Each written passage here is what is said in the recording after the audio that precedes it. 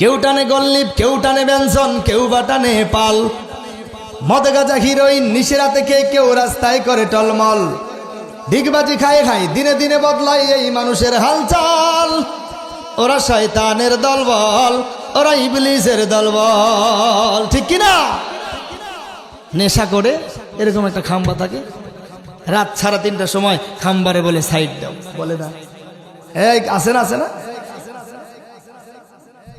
হাতে আছে মুঠোফোন, সদা করে আলাপন রাত্রি জেগে জেগে। চিৎকার মেরে বলে কেউ নেই তোমার মতো আমার পরাণ বাগে। ওরা নিউ বাটপারের দল, ওরা নিউ বাটপারের দল। আর সুযোগে নাই পিস্তল, ওরা শয়তানের দলবল, ওরা ইবলিসের দলবল, ঠিক কিনা বলো? রাত্র যখন গভীর হয় সুন্দর করে ফোনটা কানে নিয়ে বলে তোমার ছাড়া আমার আর কেউ এই, বলে না? হ্যাঁ। ধূমপান বিষপান জানে না কোনজন, এই কথাটার মানে জেনে শুনে আরো বেশি বেশি করে আকিজ বিড়ি টানে। কি বিড়ি? এদিকে কি বিড়ি চলে? আবুল বিড়ি।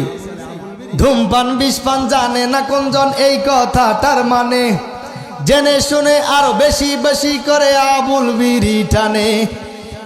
মদ আর গাঁজা খাওয়া, শুধু ঘুষ দেওয়া নেওয়া ইসলামে হারাম। রাহাজারি অন্যায় জুলুম যাতনা নয় মুসলমানের কাম।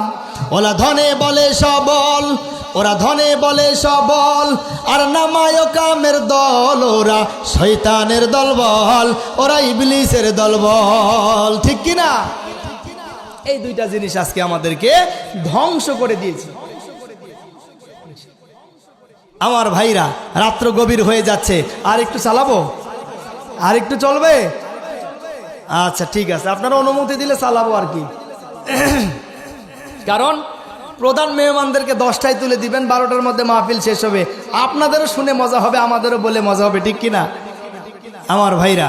তাহলে যেটা বলতেছিলাম, এই 4টা আমল আমরা করতে রাজি আছি তো ইনশাল্লাহ। এইবার 3য় নাম্বার আমলটা একটু বলতে চাই আপনাদেরকে, শুনবেন? কোরআন বলছে ওয়াকাদা রাব্বুকা আল্লা তা'বুদু ইল্লা ইয়াহু ওয়া বিল ওয়ালিদাইনি ইহসানা। আল্লাহু আকবার। ওয়াকাদা রাব্বুকা আল্লা তা'বুদু ইল্লা ইয়াহু ওয়া বিল ওয়ালিদাইনি ইহসানা। আল্লাহর ইবাদত করার পর পিতামাতার ইবাদত করব, পিতামাতার আনুগত্য করব। আমরা এখানে যারা উপস্থিত আছি, আমরা কি আল্লাহর ইবাদতের পরে পিতামাতার আনুগত্য করি? করি? কারা কারা করি? হাত তোলেন।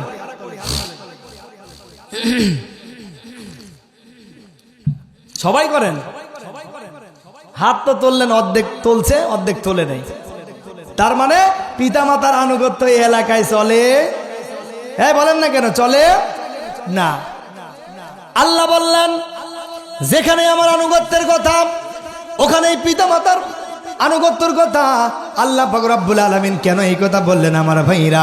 কারণ আজকে তুমি টাকা চাও, পয়সা চাও, সম্পদ চাও, অর্থ চাও, মার কদমে সেজদা দাও। মা যদি তোমার জন্য সুন্দরভাবে আল্লাহর কাছে দোয়া করে, আল্লাহ পাকের কাছে দোয়া করার সঙ্গে সঙ্গে মার দোয়াটা আল্লাহর দরবারে কবুল হয়ে যায়, ঠিক কিনা কন? বিশ্বের শ্রেষ্ঠ ইমাম আব্দুর রহমান সুদাইসি সাহেব, নাম শুনেছেন? মক্কা মদিনার ইমাম আব্দুর রহমান সুদাইসি সাহেব বলেন, আমার যখন বয়স হলো 6 বছর। জোরে বলেন কয় বছর বয়স? 6 বছর বয়সে আমার মা আমাকে নিয়ে তাওয়াফ করার জন্য চলে গেলেন। আমি আমাদের বাড়ির, গ্রামের বাড়ি হলো দাম্মাম শহরে। দাম্মাম শহর থেকে আমার মা হজ করার জন্য আমাকে নিয়ে আসছেন। আমি নজর করে দেখলাম কাবা শরীফের গিলাফটা এত সুন্দর। কাবা শরীফের গিলাফটা দেখার পরে মনের মধ্যে মানলো না।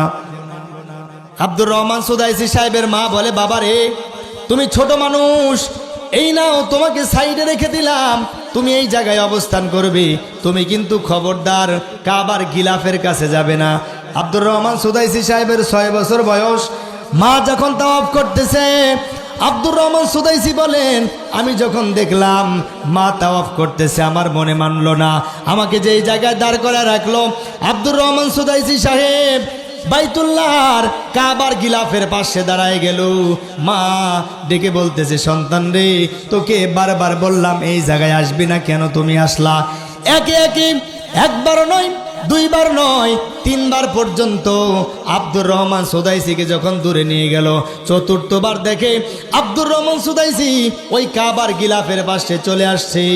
এইবার আব্দুর রহমানের মা ডেকে বলতেছে, বাবারে, তোকে বারবার বারবার আমি এখান থেকে তাড়াই দিচ্ছি, কারণ কাবার সঙ্গে বিয়াদবি হয়ে যাবে, তুই তো ছোট মানুষ, কাবার সঙ্গে যদি বিয়াদবি হয় আল্লাহ বরদাস্ত করবে না রে আব্দুর রহমান। এবার আব্দুর রহমান বলে, মা,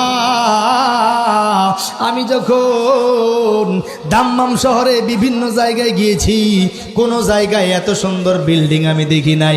কাবার বিল্ডিংটা দেখার পর আমার মনের মধ্যে কেমন যেন একটা মায়া তৈরি হয়ে যায়, আমার মনের মধ্যে কেমন যেন একটা টেনশন তৈরি হয়ে যায়।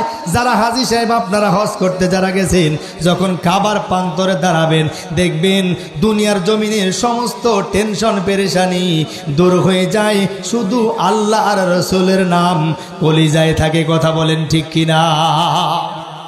ছোট্ট সন্তানটা আব্দুর রহমান সুদাইসি বলেন, আমি ছোট্ট মানুষ, আমার মা যখন এরকম বলল, আমি মাকে বললাম, মা রে, দুনিয়ার জমিনের সমস্ত মানুষগুলো কাবার দিকে নামাজ পড়ে, আমার মনে মানে না,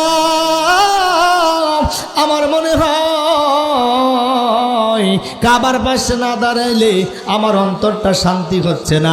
আব্দুর রহমান সুদাইসি সাহেবের মা চক্ষু দিয়ে দর দর করে পানি ছেড়ে দিয়েছে, আর আল্লাহকে ডেকে বলতেছে, আল্লাহ গো, আমার ছোট সন্তানটার বিয়াদবি হলে মাফ করে দিও, কিন্তু ছোট মানুষ যেহেতু বুঝে না। আব্দুর রহমান সুদাইসির মাথার মধ্যে বাম হাত দিলেন, আর কাবা শরীফের গিলাফের মধ্যে ডান হাত দিলেন, আর আল্লাহকে ডেকে বললেন, আল্লাহ, আমার ছোট সন্তানটা বুঝে না, আমি গিলাফের পাশে একটা হাত কাবার গিলাফের মধ্যে দিলাম, আর একটা হাত আমার সন্তানের মাথার উপরে দিলাম, আল্লাহ তোমার কাছে দোয়া করে দিলাম, আমার সন্তানটাকে কি কাবা শরীফের ইমাম বানানো যায় না? আল্লাহু আকবার কর। মায়ের দোয়ায় সাংবাদিক প্রশ্ন করলো, আব্দুর রহমান সুদাইসি, আপনি এত বড় ইমাম কেন হইলেন? পৃথিবীতে আরো মানুষ আছে, আপনি কেন ইমাম হইলেন এত বড়? আপনার পিছনে হাজার হাজার লক্ষ লক্ষ মানুষ নামাজ পড়ে, আপনি যখন কোরআন তেলাওয়াত করেন তখন মনে হয় আল্লাহ পাকের পক্ষ থেকে এখন মনে হয় কোরআন নাজিল হচ্ছে। আপনার জীবনে 38 বছর হয়ে গেল, কোনোদিন লোকমাও খাইলেন না, কেন আপনার সম্মান? আব্দুর রহমান সুদাইসি বলে, ওই দিন আমার মা আমার মাথায় হাত দিয়ে আর কাবার গিলাফে হাত দিয়ে আল্লাহর কাছে দোয়া করার সঙ্গে সঙ্গে আমার মায়ের দোয়া আল্লাহ তাআলা কবুল